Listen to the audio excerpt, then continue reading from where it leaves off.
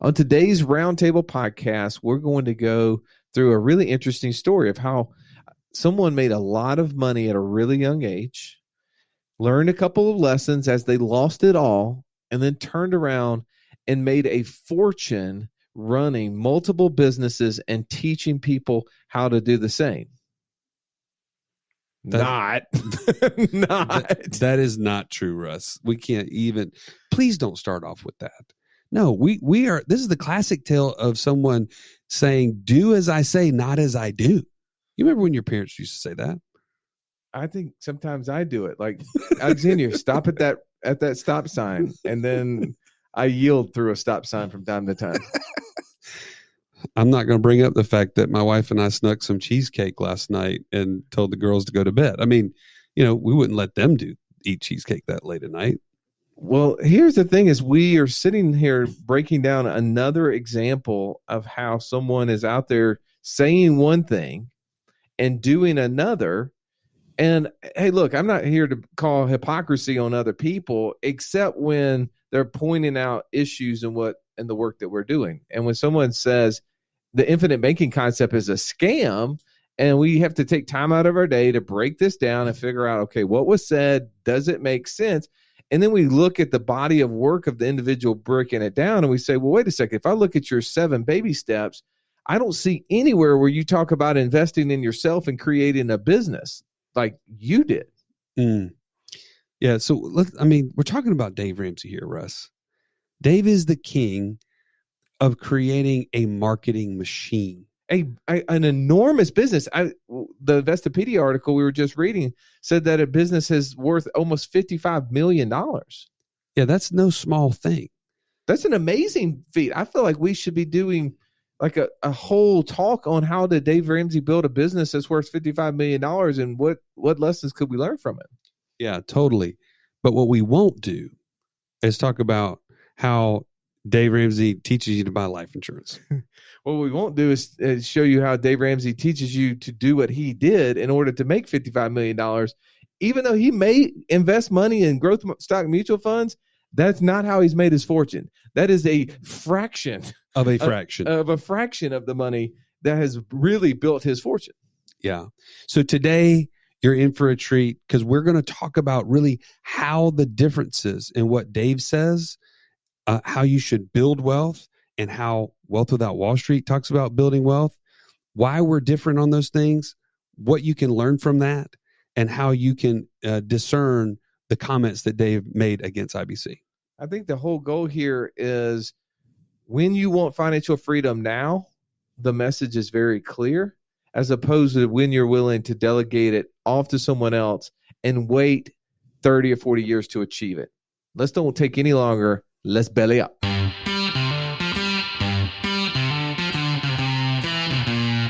Welcome to the Wealth Without Wall Street podcast, your guide to understanding how to get out of the Wall Street rat race and start your own mailbox money lifestyle.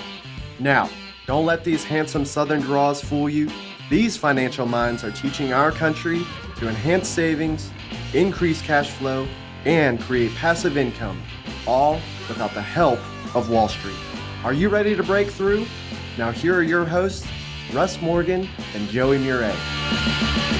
Are you looking for ways to implement ideas, get exposure to new ones, and be surrounded by people on the same journey as you?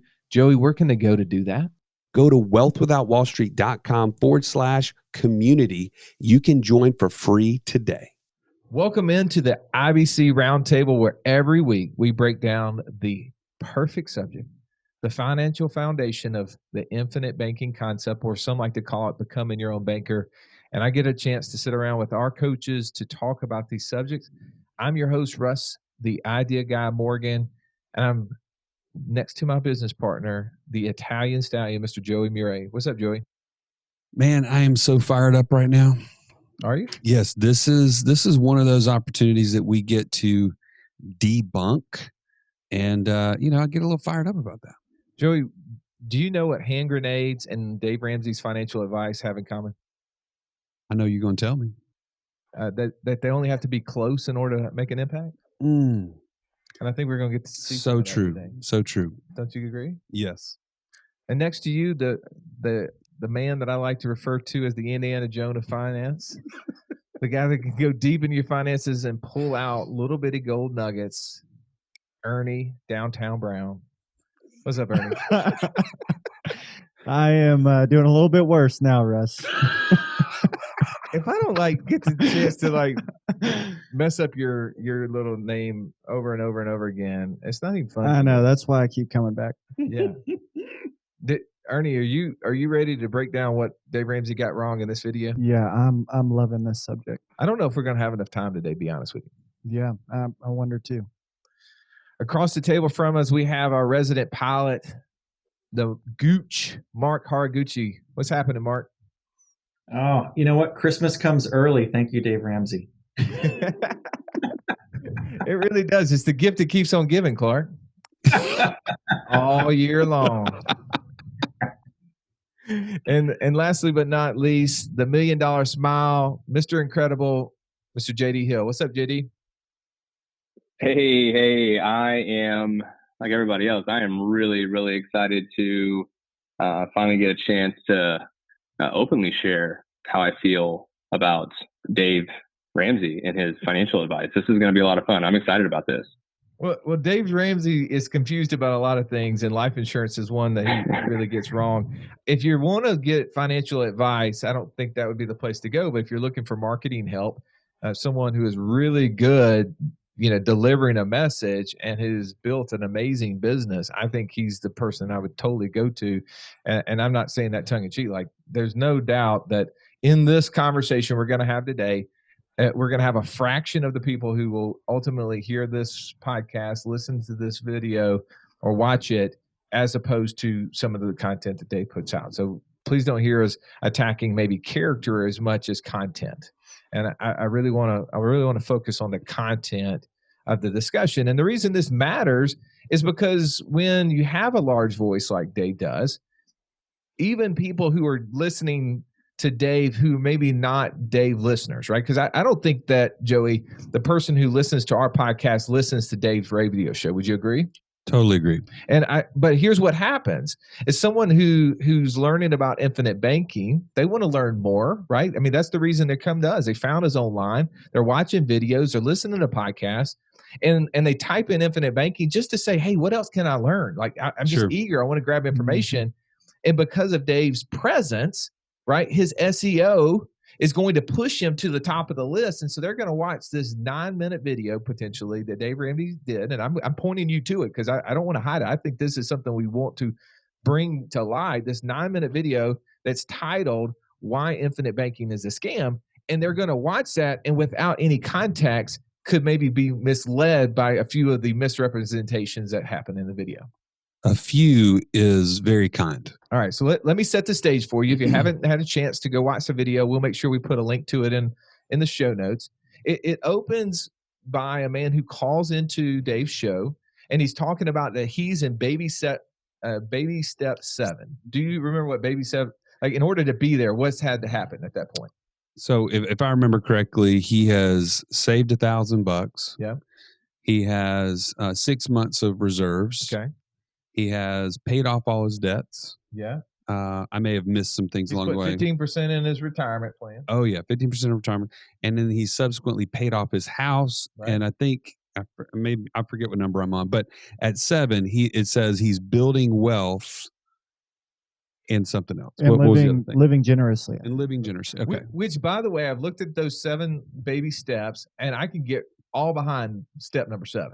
Like living life and giving generously. Like I'm 100% in line with that step there.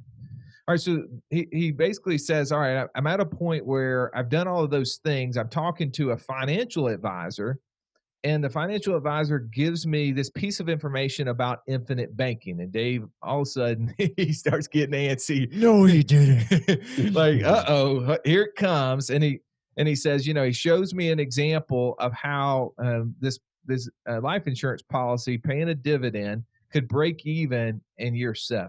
And this is about where everything starts to go off the rails. Tell me a little bit, Ernie, about Dave's first response to hearing about infinite banking and the insurance policy paying a dividend and the policy breaking even in year 7. Well, it looks like in the video he starts to gather a thought and talk about why this concept is confusing and lay down some facts.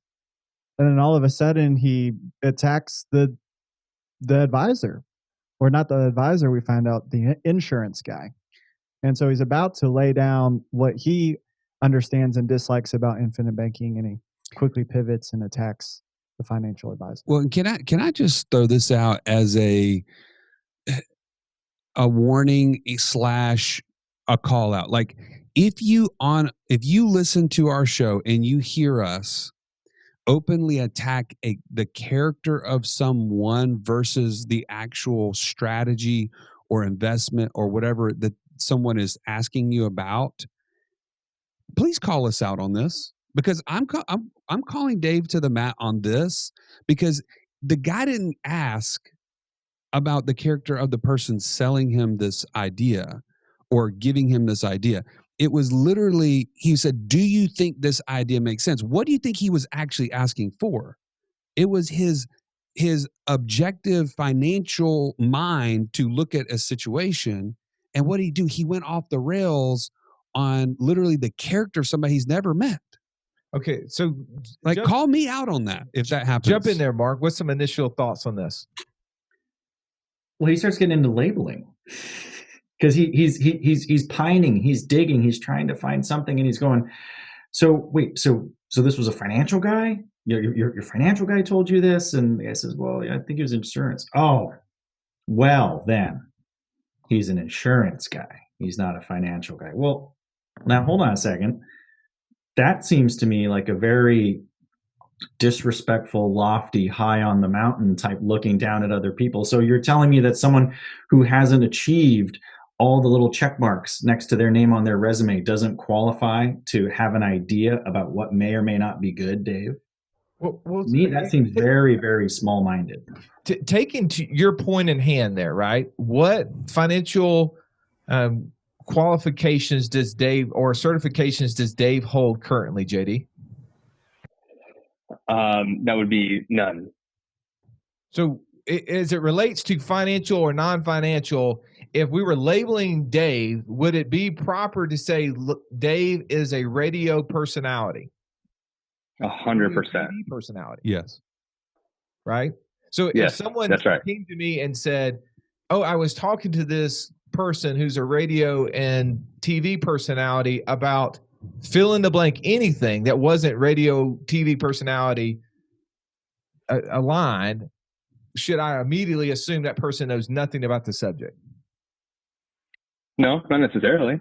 Right, because you don't know what other qualifications that they have, right? You don't know what experience they may hold. So just because one person holds a certain title or certification in one area doesn't mean they can't be certified in something else. True? That's true. I think that's interesting that he says that, which coming from the financial perspective, because I have said this over and over, when I started in the financial industry, I truly was in the financial industry. I was an investment advisor. We didn't sell life insurance as a tool like the way we're using it now.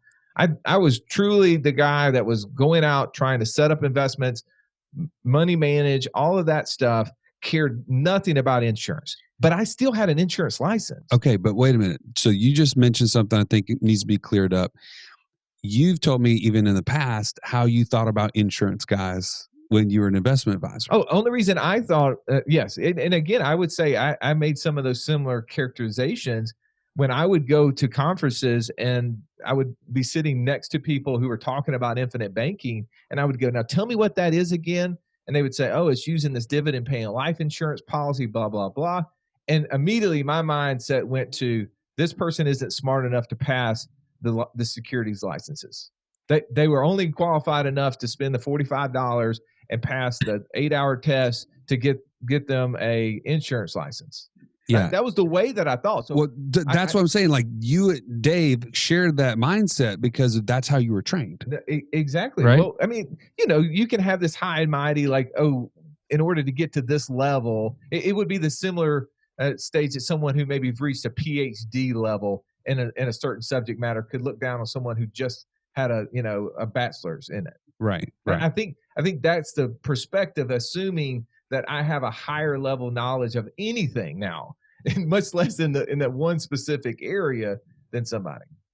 A dividend? Which Selling a dividend? I'll add this. And I don't know this with 100% certainty, but I'm like 99% sure every single CFP that I know personally, every single certified financial planner that I know personally, which is, by the way, the quote unquote gold standard, right, in the industry, has an insurance license and they sell insurance. So would Dave be suggesting that these CFPs are insurance guys and not true financial planners? Well, there's 5 major categories within the certified financial planning designation that gets you in order to be able to be certified, and one of those is in insurance planning. So yes, right. By the way, I am a certified financial planner. So later on in this, Dave says everybody who's a certified financial planner, someone who's academically trained, realize these insurance guys are a joke. That's not clearly the case, because what you're saying is almost every single one of them hold an insurance license. Ernie, you started to say something about dividend, because I think that's funny. He really was like, dividend? What do you mean dividend? Why would he get so upset, or why would the word dividend be so foreign to Dave? Mm-hmm. Well, an insurance guy and a dividend, that's the main 2 things. So yeah, I'm pointing out the dividend, and he compares it to potentially if you invest in stocks and one of those stocks pays a dividend, and he compares that to what the IRS code deems a dividend for life insurance policy. Well, before you go there, Joey, in your limited knowledge of mutual funds, I know that's not an area that you were trained in. In growth stock mutual funds, how many dividends are paid out on a regular basis? Today? 0. Well, it's very small, right? A growth stock is not going to be doing that, right? They're reinvesting all of the money. The whole objective is to try to reach a higher dollar figure in the future, right? They're not paying out dividends. So when he hears the word dividend and his main investment strategy is growth stock mutual fund, he knows that those two are disaligned. They're not in the same vein. All right, keep going where you were going. I just want to make sure I made that point out there, that when we got to look at where Dave is telling people to invest, and when we look at his baby steps, the first place he tells people to invest is where? 401k. In their retirement plans, 401ks, which is why that's going to differ from our strategy. We're going to say step 1 for someone is to have clarity on what they want. And when they're coming to talk with us, usually the clarity is, I want freedom now. Exactly. And now means I want to keep doing my job. I don't want to keep doing my job. I want to start living life on my own terms. It usually doesn't mean I want to defer till I'm 60 years old. Exactly. So we're going to conflict with Dave's strategy right off the bat, because those 2 things don't align with us. We're going to try to find ways to get access to our money and put it to work. Keep going, Dave. Yeah, well, I think the dividend discussion is really interesting, not so much in terms of we need to define what a dividend is, but how does it work, and how's it beneficial to us? Why is it not a bad thing for insurance companies to pay dividends? All right, well, let's go with that. So Dave says, by definition, if you go to the IRS code, it's an overcharge, a deliberate overcharge. So by what he's calling this, in essence, that life insurance companies are a Ponzi scheme, because they're only able to get money from customers, policy holders, and then turn around because they've overcharged you and pay you back a dividend, which what he calls a deliberate pass-through. It's all it can be. And that you're just getting back a portion of the money you put in there, and yet you think you're happy. Who's this infinite banking for? It's just infinite banking for them. How do you feel about that, Mark? I'm going to go with dislike to very dislike. JD has a great run on this, and I'll let him chime in on this one, because I think his answer was more eloquent than mine. But it's unfair for him to explain it that way, and to make it seem like this horrible act that's being committed in broad daylight, when if it really was such a bad thing, if it really was this horrible fraudulent act, then why is it being allowed to be happening in broad daylight? Well, I mean, even thinking bigger than that, it's like, man, these big banks with billions of dollars in life insurance have been duped. Like, I feel so bad. for Wells Fargo to have $18 billion of this. Like, they could be so much more profitable if they didn't get duped like this. And I mean, that's ludicrous. Well, clearly the investment advisors at the bank have not been academically trained. They all must be insurance advisors. Yeah, exactly. JD, you were going to share an idea on this. Well, yeah. So the premise I think that David shared, was in a mutual company, the customers, right, are the policy owners in the company, right? They own, quote unquote, the company by way of being a policy owner. Whereas in a stock company, right? So say Prudential, for example, is a stock company. I can go right now and I can buy Prudential stock. And if I buy Prudential stock, I am now a shareholder, right? A minority shareholder basically in Prudential based on however much stock I decide to buy. But if I buy a policy from Prudential, that does not make me an owner in the company. That just makes me a customer. Okay. Well, in a mutual company, you can't go on and buy stock in a mutual company. So if you own a policy, you are in effect a shareholder in the company. You are an owner in the company. So therefore, any profit that company has pays that back to you in the form of a dividend from a mutual company standpoint. The same way that in a stock company, whenever they have profits, they pay that in the form of a dividend to their shareholders. Here's the interesting thing, though, is that it felt like he was in a lot of ways trying to demonize the mutual company structure, which doesn't make sense to me, because if I, for example, if I go and I buy stock at, say, Home Depot, right? If I own Home Depot stock, I want that stock to go up. It's in my best interest for that stock to go up. And the only way for a company to be profitable is to intentionally overcharge for their cost of goods. Right? Meaning Home Depot can't be profitable if they sell me a hammer at their cost.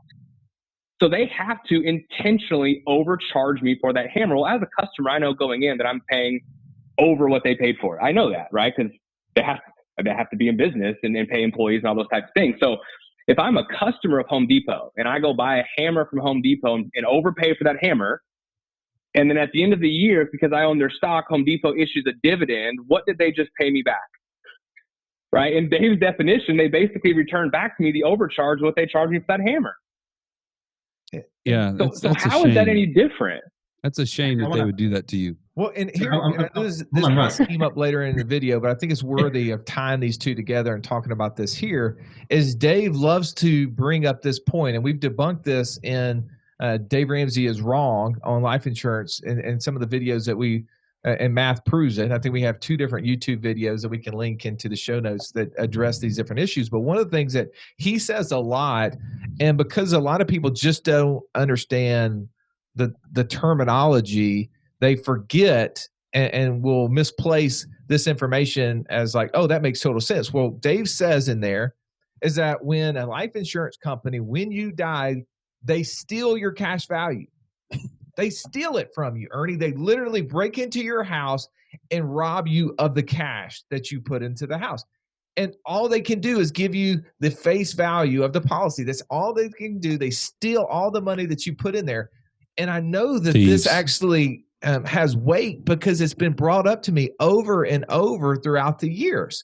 And so I want to talk about this because I think it's such a silly misnomer to even talk about it. All right, here's the example, JD. You were just using Home Depot. All right, let's just say I buy Home Depot stock. I want to put $1,000 a month in a Home Depot stock over the next 10 years. How much money am I going to put in? $1,000 a month? $1,000 a month. $12,000. Yeah, I'm going to put in 120 grand. I'm going to put 120 grand. And let's assume that I die in 10 years. And the stock's value is $250,000 at the end of 10 years. How much will my wife get, assuming she's the inheritor of that stock? How much will she get? The value of the stock, so $250,000. So did they steal her cash? Pirates. Oh yeah, according to Dave, they did. Straight up stock pirates. But would anybody say that they stole the cash? No, absolutely not. No, the same thing. Let's just assume that I have a 15-year mortgage and I pay over that 15 years for that house $250,000. and I die at the end of 15 years and the house is worth $400,000, paid off, $400,000, how much will my wife get? $400,000. Do they steal the $250,000 I put into it to get it to pay for it off? According to Dave Ramsey, yes. Mortgage pirates. It is literally the dumbest argument, and I hear him repeat it over and over, and I'm like, why do you keep saying this? This is so dumb. Like, but people will repeat it and go, they steal your cash. Well, just to be clear, give the insurance example. No. Well, so in this example, the person puts in, I don't know what the number, let's say they put in $500,000 over their lifetime. I'm going to make the number bigger. And when they die, the death benefit pays out $1 million.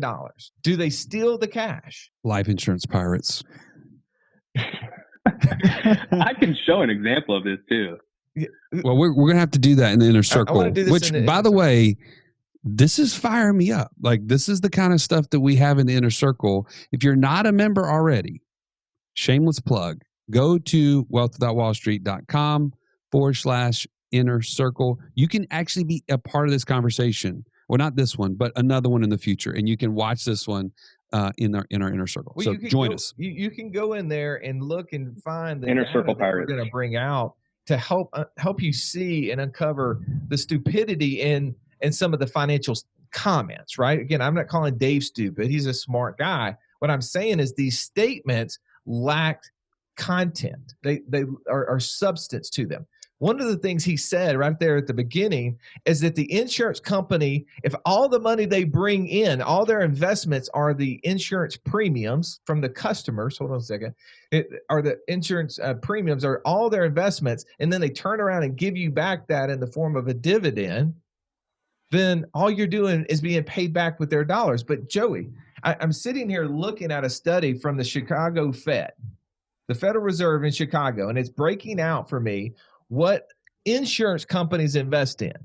Now, I know the only line item on there is premiums, customer premium. It's a short report. It's only got one line on it. Yeah. Right? Or no, does it have other things that they invest their dollars in? Yeah, there's actually about 15 lines here. What's the number one things where insurance companies put their money to work at? It's like bonds. Bonds. Okay. Do you know the bond market like quadruples the stock market? I mean, it's so much bigger than the stock market. It's like its little brother. Nobody ever talks about the bond market. It's like enormous, right? But that's where insurance companies put their money. The large majority of all the investments the insurance companies have are in bonds. Why do they do that, by the way? Because they're in it for the long game. They're long term, right? Most bonds are 20, 30 year long. And they pay what? Consistently monthly. Consistent monthly income. Why do they have to have consistent monthly income? They got a lot of liability they got to be concerned about. They've got to be able to produce the payments that are come due every single month, every single year for those death claims, right? That's right. So this is one of those things that Dave, he knows this, but he doesn't say it. He didn't. He said the only thing that they invest in is nothing. That they literally, the only money that comes from overcharging people. Right. Like the premium is the only source of income for the company. Well, and I do want to break this out. We're going to literally have to do part 2 and probably part 3 of this because we've only gotten I think we're in minute 1 point, a minute 30 into this. We're a good 15 seconds in. but he talks about the dividend, going back to the dividend. He talks about what are they doing with it. And I just want to keep pointing that out, that the insurance companies, one of the part that he did say was a partial truth is that the IRS declaration of a dividend is an overcharge, right? And we know that to be true. In Nelson Nash's book, he says a premium or a dividend is a return of premium. It's a return of premium. Unused. Yeah, and they have done that. Mark, you're a pilot. By trade, that makes you an engineer, right? Well, I just don't know why you guys are letting me talk right now because I should only be talking about airplanes, apparently, according to Dave. Well, thank you for let's talk about airplanes. As an airplane pilot, as an engineer, when there's gauges all over that airplane, when they put red lines on those gauges, does it mean when you hit those red lines, the plane blows up? Speaking from a friend, no. Yeah, I know you never have exceeded any of those marks. But why are those red lines there? The buffer. It's to let you know that you shouldn't go past that. But the engineers are smart enough to know that, you know what, sometimes things happen. And so there's a buffer built in beyond the red line. And isn't that in essence what the actuaries are doing as they're helping build these life insurance policies? Aren't they building in buffers? I mean, they have to. Unfortunately, they're not fortune tellers, so they can't predict exactly when each application of insurance that's coming in of that person when they're going to die. Right. So I mean, they're pretty good at predicting death, but they're not fortune tellers to the extent that they can tell you exactly when you are going to die. But yeah, so they have to build in a buffer because life happens, right? Some people are going to die early, some are going to die late, and so they have to build in a buffer for that. And if by building in those buffers, that is a deliberate overcharge. I don't disagree with that. But the first line from the person, the caller, was that they showed me an example where after 7 years, I've got all the money back. They've never addressed that from that point forward. Well, what else didn't Dave address? And maybe this is where we have to lead into the second one. That's going to be another one. Let's do this part, and then we'll go to that because we don't have time to go through that part yet. I want to come back to. I'm ready to go. But you broke my train of thought. He never addressed the fact that it breaks even in 7 years. Why? Because if it did, or if it ever broke even, or even potentially if it ever came close to breaking even, it might be a good tool for us to use to implement the infinite banking concept. Why do you think that, Mark? Why do you think he didn't address it? I think because it doesn't fit Dave's narrative. It doesn't fit Dave's product. It doesn't fit Dave's model. JD? Well, I think it's a number of things because the caller had even indicated that he's risk averse and he's looking for, a safer place to store his capital. I mean, he led in with that, which again, if you look at the totality, just in that little moment of meeting with this particular advisor, explaining to the advisor where he's at and that he's risk averse, and then this becomes the potential recommendation. I think it's outside of Dave's peer view and he doesn't understand it. And so just like with human nature in general, right? We run from things that we don't understand.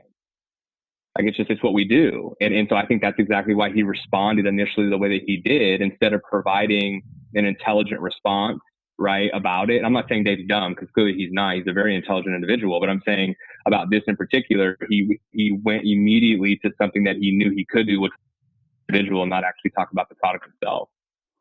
Well, let me state this too, and this is probably an obvious fact for most people, but if you walked into any professional's office and you gave them 15 seconds worth of information and they started giving you a prescription to your problem, how much buy-in would you have? Like, do you believe someone with 15 seconds worth of information can make decisions that have life impact to you, can be giving you the right advice? Like, I want to say, just for the beginning, like, I think people listen to Dave Ramsey's show because they like to watch him emotionally blow up. I'm not going to say it's Jerry Springer. Maybe it's Maury Povich or something, right? Like, but there's a moment of just pure, like, entertainment value to listening to him. And I could see where people, because he is a funny guy. Like, he is very energetic. He rails. It is a car crash moment, at least in every episode that I've ever had a chance to watch, but I think of maybe that they see that entertainment value. But if we're really going for financial insight, like, Joey, you and I have been on many calls. We're doing this Freedom Seekers Masterclass live, and we're having 30-minute interviews with people that are going through it. And I don't know about you, but I'm not giving a whole lot of advice. And I'm sitting there for 30 minutes trying to consume what these people have been doing in their lives up to this point. And then the next time we get together, we're going to have some deeper conversations. But that's 30 minutes of seeing and hearing what's going on in their lives. Well, yeah. I mean, to be honest, I'm asking more and more questions throughout that 30 minutes because there's no possible way to know, how should I be looking at this debt? How should I be looking for this passive income? What are my skills? What are my goals? Like, there's so many things that affect the financial future of this person. It's impossible to give them any sort of direction in even the first 30 minutes. So I would just say, just on that alone, we know that the advice is bad, right? Just the fact that is willing to give advice that quickly for anybody's scenario is really a bad idea. Irresponsible is what it is. It's malpractice. But since he doesn't hold any licenses, it's not a malpractice, right? Like if you ask me what to do, with your heart condition and I gave you advice, if you take it, you're stupid, right? I'm not a physician. You shouldn't be taking my advice just because I have a radio show that talks about, heart conditions. You need to be checking me. Like what sort of experience and credentials do I have? And not to mention, even if I was a physician and I'm not practicing, am I up to date on the most current information? Because one of the things Dave said in here is, what is it? One of those mutual companies, either Prudential or Northwestern. Well, a Google search will tell you that Prudential hasn't been a mutual company for over 20 years. And that's a little detail we'll break out in another video, but it's just like little details you can see. Like Dave's information is sort of there, sort of like that hand grenade, close enough to make an impact, but not perfect, right? All right, so we got to end this. We got to jump into the inner circle because, JD, I know you got some stats. You got actually some spreadsheets because we do want to look at the numbers. We want to talk about some of the examples within this actual video that Dave was talking about and why his answers are so bad. But are you guys okay if we come back and do next week, maybe a part 2 follow-up? I'm not only okay, I think it's necessary. What do you think, Aaron? Yeah, I think it'd be really fun. Mark, any parting shots? I would be back. You'll be back, JD? Yeah, well, we're the Dave Ramsey Pirates. We will be stealing Dave's cash that comes from this video, hopefully, by sharing correct information that will hopefully help people at least know where to go gain the information that they'll need to make the right decision. So as always, thank you for listening in on our Inner Circle Roundtable podcast. Hope you'll come back next week and listen to part 2. Wow, that episode was on fire. No doubt.